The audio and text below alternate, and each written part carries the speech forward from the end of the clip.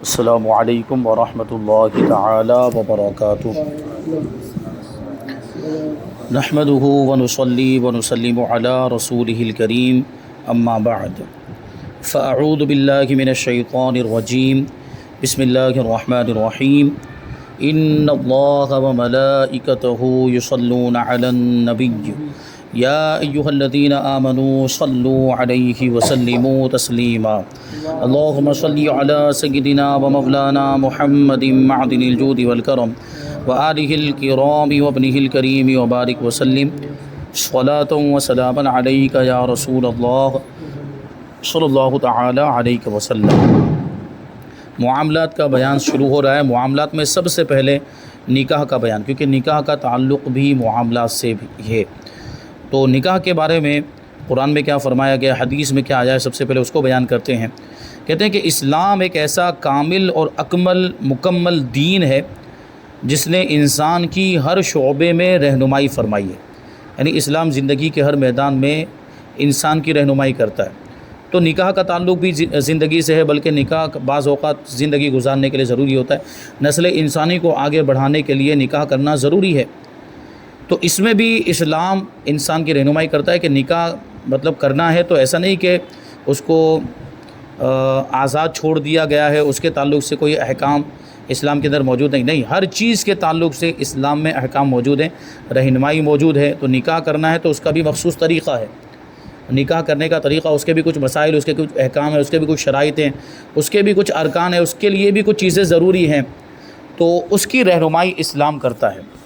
اللہ کریم نے دنیا میں بہت سی جاندار مخلوقات پیدا فرمائی، یعنی انسان کے علاوہ بھی دوسرے جاندار ہیں، جیسے وہ جانور وغیرہ، پرندے، یہ سب۔ ان میں سے کسی کو نر اور کسی کو مادہ بنایا، اور ان میں فطری خواہشات بھی رکھی کہ ان میں جو نر ہے وہ مادہ کی طرف متوجہ ہوتا ہے، اور جو مادہ ہے وہ نر کی طرف متوجہ ہوتا ہے۔ یہ دونوں کے اندر ایک دوسرے کے لیے اٹریکشن رکھا گیا ہے، یہ اللہ تبارک و تعالیٰ کی طرف سے، اور یہ فطری طور پر یہ چیز نیچرل ہے۔ انسان بھی اللہ کی مخلوقات میں سے ایک مخلوق ہے۔ مخلوق کا مطلب یہ ہوتا ہے جس کو پیدا کیا گیا ہو، یعنی ہم بھی تو پیدا ہوئے، ہم کو اللہ تبارک و تعالیٰ نے پیدا کیا ہے، تو ہم کیا ہوئے؟ مخلوق۔ کس کی؟ اللہ تبارک و تعالیٰ کی مخلوق۔ تو جس طرح یہ جانور ہے، پرندے وغیرہ ہیں، اسی طرح ہم بھی ہیں، وہ مخلوق، ہم بھی مخلوق۔ ہاں، انسان اشرف المخلوقات ہے، دوسری سب چیزیں بھی مخلوق ہیں، لیکن انسان جو ہے وہ اشرف المخلوقات ہے۔ اور اشرف المخلوقات ہونے کا کیا مطلب؟ یعنی مخلوقات میں سب سے بڑا مرتبہ اگر کسی کا ہے تو وہ انسان کا ہے۔ سب سے زیادہ فضیلت والی مخلوق، سب سے زیادہ شرافت والی مخلوق اگر کوئی ہے تو وہ انسان ہے۔ لہٰذا انسان کو بھی شہوانی جذبات دیا گیا ہے، یعنی اس کے اندر بھی شہوت کا وہ مادہ رکھا گیا۔ لیکن انسان کو اللہ پاک نے چونکہ تمام مخلوقات میں اشرف اور اعلیٰ بنایا ہے، اس لیے اسے فطری خواہشات پوری کرنے کا ضابطہ بھی انتہائی اشرف و اعلیٰ نکاح کی صورت میں عطا فرمایا۔ یعنی جانوروں میں آپ دیکھیں تو جانوروں میں نکاح وغیرہ کے کچھ معاملات نہیں ہوتے، پرندوں میں بھی نکاح وغیرہ کے کچھ معاملات نہیں ہوتے ہیں۔ وہ ان میں کسی کو، جیسے پرندوں میں اگر کوئی نر ہے تو اس کو کسی مادہ سے نسبت ہو گئی تو وہ ساتھ میں رہنے لگ جاتے ہیں، ان کے بچے ہوتے ہیں، پھر الگ بھی ہو جاتے ہیں۔ ان میں میاں بیوی کی طرح کا رشتہ نہیں ہوتا جیسے انسانوں میں ہوتا ہے۔ ہاں، کچھ مخصوص پرندے ایسے ہیں، کچھ مخصوص پرندے ہیں جو بڑے ہی نفاست والے ہیں، ان کی طبیعت میں اللہ تبارک و تعالیٰ نے اس طرح کی پاکیزگی رکھی ہے۔ جیسے کبوتر کا معاملہ ہے کہ کبوتر کی جب نسبت ایک کبوتری سے ہو جاتی ہے، یا ایک کبوتری کی نسبت جب ایک کبوتر سے ہو جاتی ہے تو پھر وہ دوسرے کبوتر کے پاس نہیں جاتی۔ لیکن یہ یوں سمجھے کہ ایک مستثنیٰ چیز ہے، جو ایک قاعدہ کلیہ وہ انسان کے تعلق سے ہے کہ انسان کے اندر یہ چیز زیادہ رکھی گئی۔ انسان کو اللہ تبارک و تعالیٰ نے ایک ضابطہ عطا فرمایا، قانون عطا فرمایا نکاح کی صورت میں۔ یعنی اگرچہ عورت مرد کی طرف مائل ہوتی ہے اور مرد عورت کی طرف مائل ہوتا ہے، دونوں کے اندر خواہش کا جذبہ رکھا گیا، شہوت رکھی گئی، لیکن اس شہوت کو پورا کرنے کے لیے اس کو آزاد نہیں چھوڑا گیا۔ اس شہوت کو پورا کرنے کے لیے ایک حلال طریقہ عطا فرمایا، اور بہترین طریقہ عطا فرمایا، وہ ہے نکاح۔ یعنی نکاح کے بغیر یہ مرد اور عورت ایک دوسرے کے لیے حلال نہیں ہوتے، دونوں ایک دوسرے کے لیے حلال ہوتے ہیں، یعنی دونوں میاں بیوی بنتے ہیں، وہ نکاح کے ذریعے سے بنتے ہیں، اور پھر یہ شہوت کو پورا کرنے کا ایک ذریعہ ان کو مل جاتا ہے، جو حلال ذریعہ اللہ کی مرضی کے مطابق ہے، قدرت کے مطابق ہے۔ اللہ تبارک و تعالیٰ نے اسی لیے دنیا کو بنایا ہے کہ یہ اس انداز میں نسل آگے بڑھے، یعنی حرام طریقے سے آگے نہ بڑھے۔ حلال طریقے سے آگے بڑھے۔ اس لیے حضرت آدم علیہ السلام جو دنیا کے سب سے پہلے انسان ہیں، وہ بھی حضرت حوا رضی اللہ تعالی عنہا کو جب چھونا چاہتے تھے تو ان کو منع کر دیا گیا کہ جب تک تمہارا نکاح نہیں ہو جاتا وہاں تک تم اس کو چھو نہیں سکتے۔ حضرت حوا جو سب سے پہلی عورت ہیں دنیا کی، تو چھونے سے منع کر دیا گیا، اور نکاح ہوا باقاعدہ اور مہر ادا کیا حضرت آدم علیہ السلام نے، اس کے بعد ہی ان کو چھونے کی اجازت ملی اور وہ آپس میں میاں بیوی ہو گئے۔ تو یہ نکاح بڑا ہی مقدس اور پاکیزہ رشتہ ہے۔ اللہ تبارک و تعالیٰ نے انسان کو یہ ضابطہ عطا فرمایا ہے زندگی گزارنے کے لیے، اور فطری خواہش کو پورا کرنے کا یہ بہترین ذریعہ عطا فرمایا۔ لہٰذا نکاح ہی وہ واحد ذریعہ ہے جو فطری تقاضوں کو پورا کرنے کے لیے اسلام نے ہمیں عطا فرمایا، اور اس کے ذریعے ہمیں جانوروں سے ممتاز کر دیا، کیونکہ جانوروں میں یہ چیز نہیں ہوتی، جانوروں میں نکاح وغیرہ نہیں ہوتا، جیسے کہ میں نے ابھی عرض کیا۔ قرآن کریم میں رب تبارک و تعالیٰ نے نکاح کی ترغیب اور اہمیت کو بیان کیا ہے،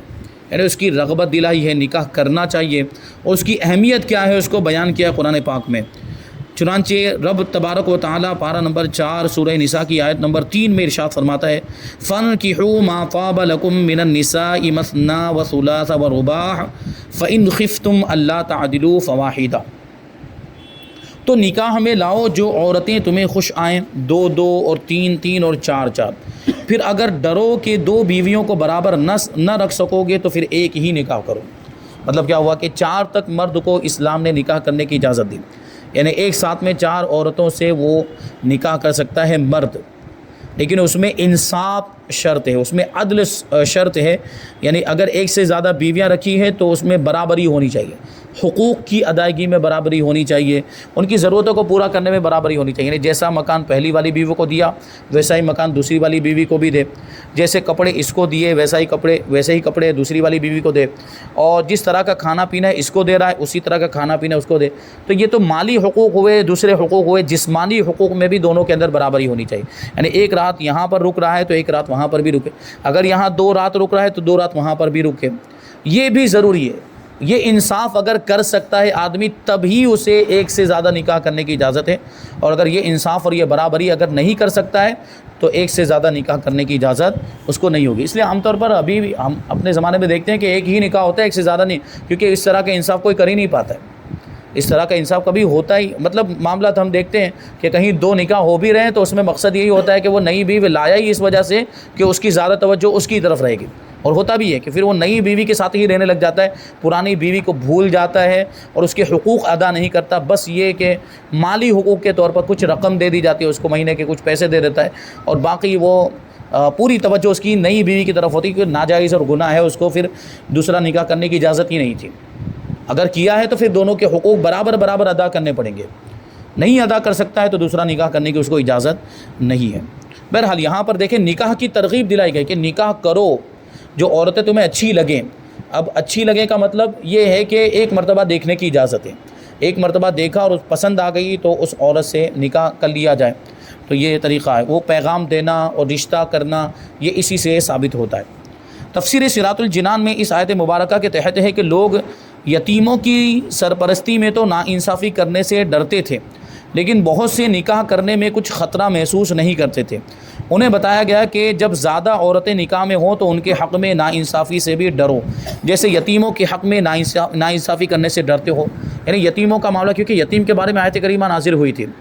یتیموں کے تعلق سے کہ یتیم کا مال مت کھاؤ، یتیم کے مال کو اپنے مال میں ملا کر مت کھاؤ، یہ بہت سارے کام۔ تو پھر کیا ہو گیا، ڈرنے لگے تھے لوگ کہ یتیم کا مال اپنے ساتھ ملائیں گے، اپنے مال کے ساتھ ملائیں گے تو یہ اس وعید میں ہم داخل ہو جائیں گے، اس لیے یتیم کے مال کو انہوں نے الگ کر دیا، اس کا کھانا پینا بھی الگ کر دیا تھا۔ پھر اللہ تبارک و تعالیٰ نے اس میں کچھ رخصت بھی دی،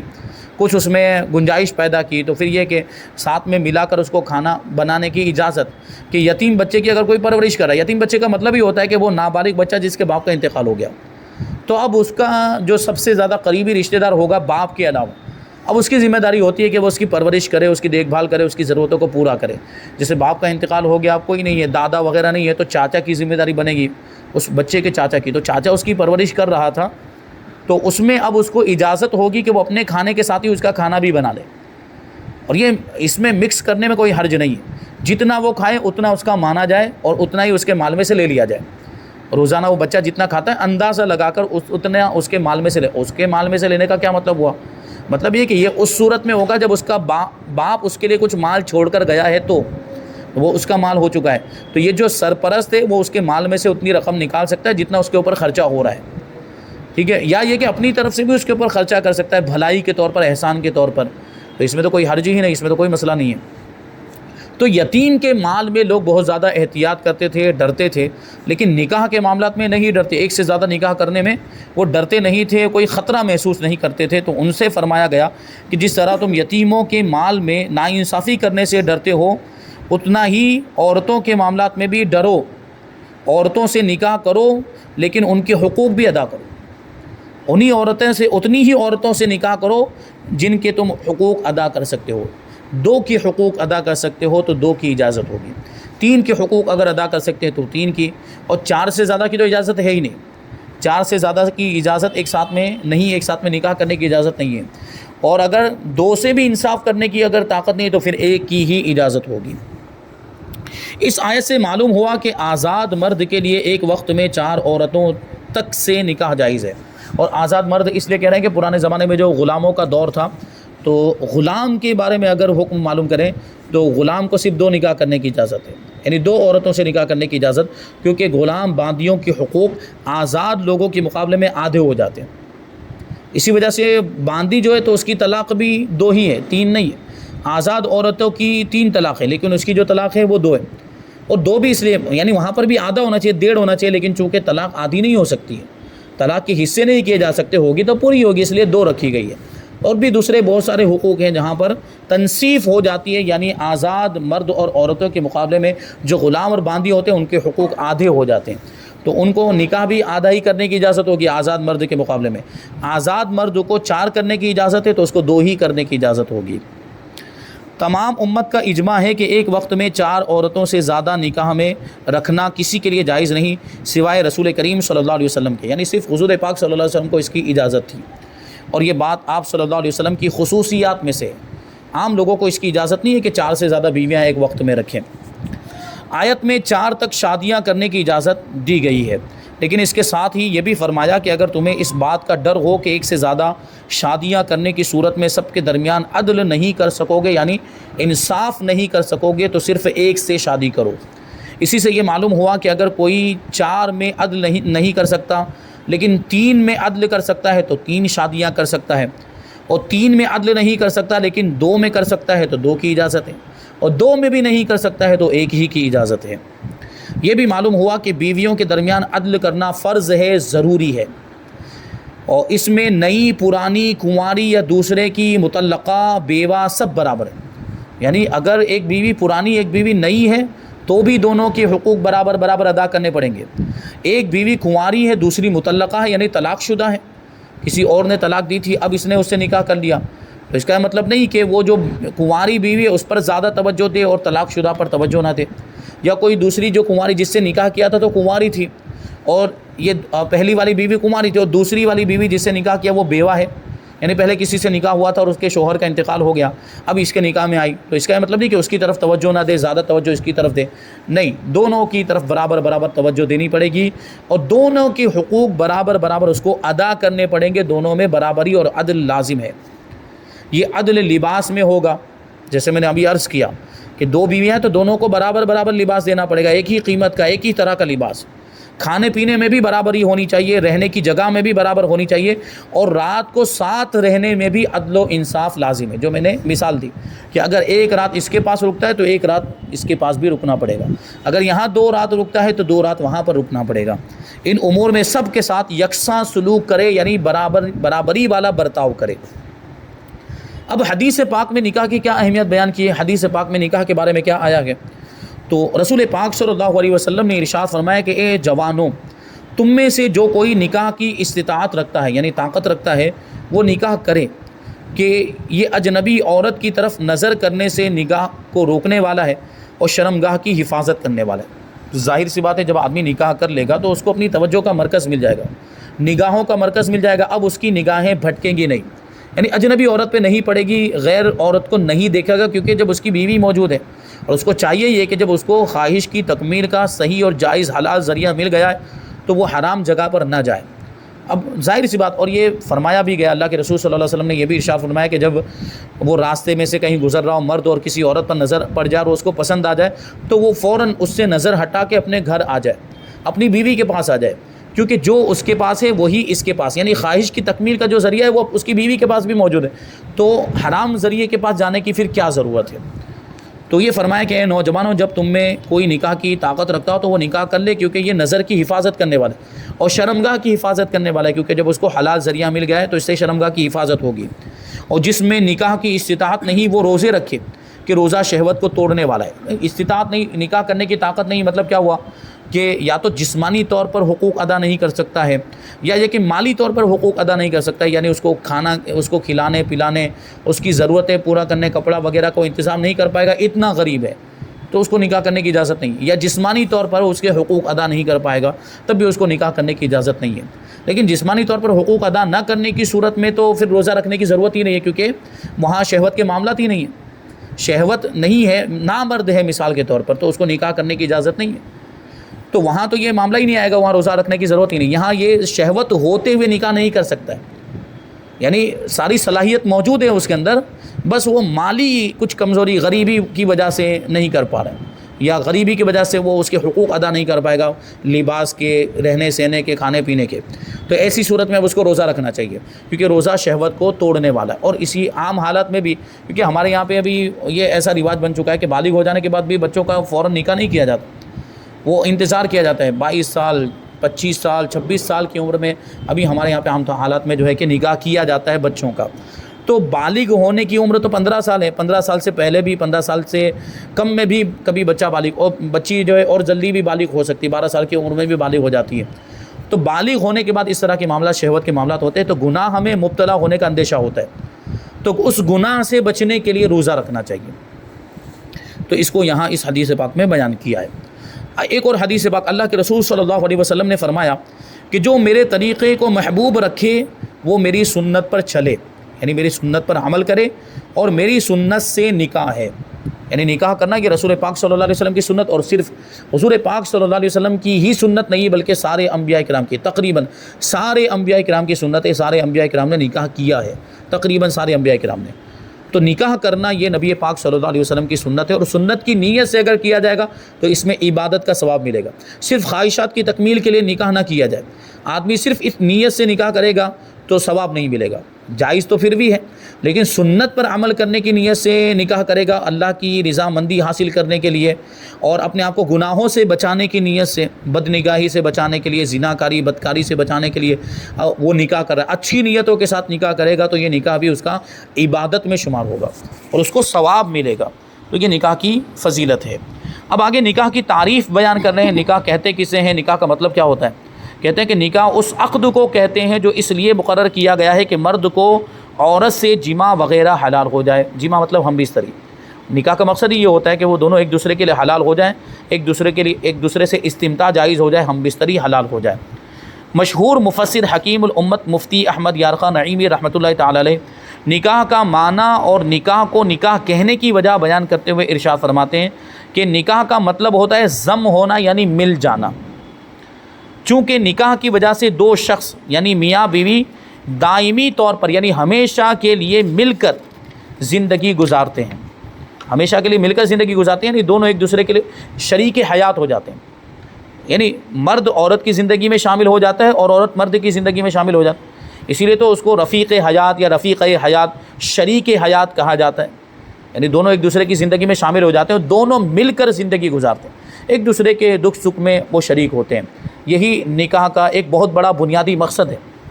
بلکہ نکاح سے عورت اور مرد کے خاندان، بلکہ نکاح سے کبھی دو ملک بھی مل جاتے ہیں، یعنی دونوں خاندان تو ملتے ہیں، دونوں خاندان میں رشتہ داری قائم ہو جاتی ہے، کبھی کبھی تو دو ملک بھی مل جاتے ہیں کہ ایک ملک کی لڑکی دوسرے ملک کا لڑکا ہے تو اس کی وجہ سے دو ملک آپس میں مل جاتے ہیں، کبھی یہ بھی ہوتا ہے، جیسے مثال کے طور پر وہ ایک ملک کا وزیر اعظم اس کی لڑکی، دوسرے ملک کا وزیر اعظم اس کا لڑکا، دونوں میں رشتہ داری ہو گئی، تو ایک وزیر اعظم کی رشتہ داری دوسرے وزیر اعظم سے ہو گئی، پرائم منسٹر، ایک پرائم منسٹر کی رشتہ داری دوسرے پرائم منسٹر سے ہو، تو تعلقات ہوں گے، اچھے تعلقات ہوں گے، خوشگوار تعلقات، تو یہ دو ملکوں میں رشتہ داری ہو گئی، گویا کہ دو ملک آپس میں مل گئے، اس لیے اسے نکاح کہتے ہیں، کیونکہ یہ ملانے والا ہوتا ہے، نکاح کے ذریعے رشتہ داری قائم ہوتی ہے، دو لوگ ملتے ہیں، دو خاندان ملتے ہیں، اس سے زیادہ افراد بھی ملتے ہیں۔ اور اصطلاح شریعت میں یہ لفظ صحبت اور عقد دونوں پر بولا جاتا ہے۔ عقد پر بھی بولا جاتا ہے، نہیں عقد مطلب عقد نکاح۔ عقد نکاح کا مطلب جو ایجاب و قبول کیا جاتا ہے۔ ہم اور آپ دیکھتے ہیں جب کسی کا نکاح ہوتا ہے تو اس سے قبول کروایا جاتا ہے۔ پہلے لڑکی سے اجازت لے کر آ جاتے ہیں، وکیل اجازت لے کر آتا ہے، پھر وکیل سے بلوایا جاتا ہے کہ تم نے اپنی موکلہ کا نکاح اتنے اتنے مہر کے بدلے میں ان گواہوں کے سامنے یہ فلاں ابن فلاں سے کیا کہ نہیں کیا، وہ کہے گا ہاں میں نے کر دیا، پھر اس سے پوچھا جاتا ہے تم نے قبول کیا کہ نہیں، پھر وہ قبول کرتا ہے۔ یہ ہوا عقد نکاح۔ تو نکاح اس پر بھی بولا جاتا ہے، لفظ نکاح کا اطلاق اس پر بھی ہوتا ہے، اور میاں بیوی کے درمیان جو مخصوص تعلق ہوتا ہے، صحبت ہم بستری، اس کو بھی نکاح کہا جاتا ہے۔ تو یہ نکاح کا مطلب اور اس کی تعریف بیان کی گئی۔ اب اس کے آگے ہے نکاح کے شرائط، نکاح کے لیے کتنی شرطیں ہیں، اور نکاح سے پہلے کن چیزوں کا پایا جانا ضروری ہے، اور وہ چیزیں اگر نہیں ہوں گی تو نکاح فاسد ہو جائے گا، نکاح ناجائز ہو جائے گا۔ تو اس کی پوری تفصیل، اور پھر نکاح کا حکم کیا ہے، نکاح کب کرنا واجب ہوتا ہے، کب کرنا فرض ہوتا ہے، کب کرنا سنت ہے، اور نکاح کب کرنا مکروہ ہے، اور نکاح کب کرنا ناجائز ہے۔ جیسے کہ ایک مسئلہ میں نے اس سے پہلے بیان کیا، نکاح کے مستحبات، نکاح میں کون سی چیزیں ہونی چاہیے، نکاح کے الفاظ کیا ہیں ایجاب و قبول کے، اور نکاح کے ارکان کیا ہیں، یہ ساری باتیں انشاءاللہ تبارک و تعالیٰ آئندہ درس میں شامل کریں گے۔ اللہ تبارک و تعالیٰ کی بارگاہ میں دعا ہے کہ جو کچھ بھی بیان ہوا اس پر ہم سب کو عمل کرنے کی توفیق عطا فرمائے۔ وما علینا الا البلاغ۔ السلام علیکم۔